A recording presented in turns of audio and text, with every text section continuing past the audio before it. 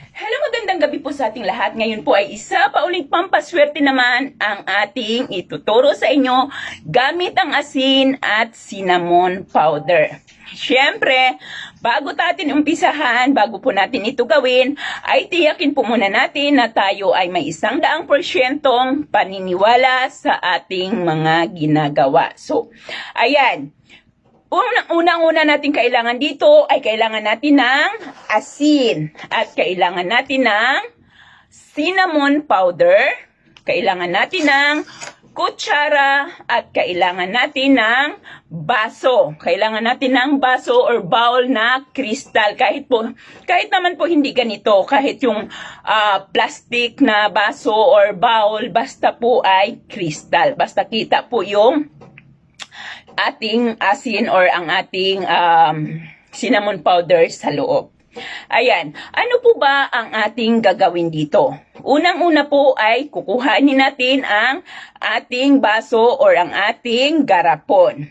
Pagkatapos ay kumuha ng kutsara at kumuha ng 1 kutsarang asin. Ayan, 1 kutsarang asin at ilagay ito sa ating baso. Ayan, ilagay sa ating baso at kalahating kutsarita lamang po ng cinnamon powder. So, kutsara po ako, 3/4 po lamang ang ating kailangan dito.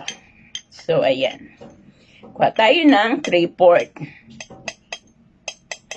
Ayan, 3/4. Kukuha po tayo at ilalagay natin ito dito sa ating asin at saka natin ito haluing mabuti. Kailangan mahalong mabuti ang cinnamon powder at ang ating asin. Ayan. Pwede po kayong gumamit ng shot glass dito. Pwede po kayong gumamit ng shot glass na inyong paglalagyan. So, ayan. Pag nagawa na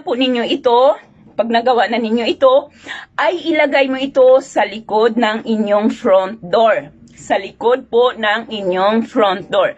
Ngunit bago mo ito ilagay doon, ay tiyakin mo na walang anumang ibang nakaharang. Nang walang anumang ibang nakaharang doon sa inyong paglalagyan nito. Ang asin ay kilalang pantaboy ng mga kamalasan.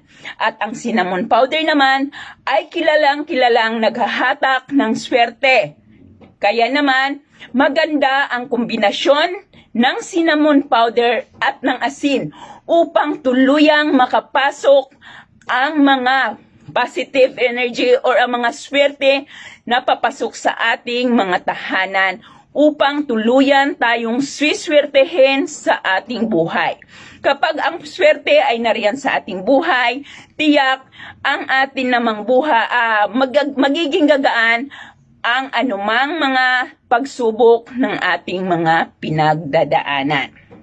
Ayan po lamang, gawin po ng tama.